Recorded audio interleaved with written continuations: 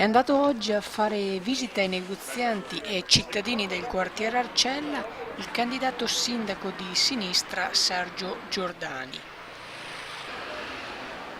Un tour che ha fatto tappa nei pubblici esercizi dove ognuno ha raccontato dei suoi problemi e delle sue perplessità al candidato sindaco.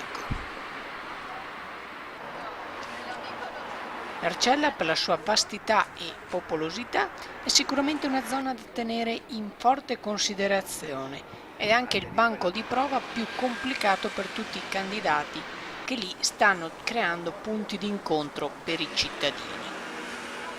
Giordani oggi ha solo voluto accorciare le distanze per il dialogo, andando di persona a conoscere le singole realtà di questo quartiere e di chi lo popola. Sfiscia Merchant News, Padova.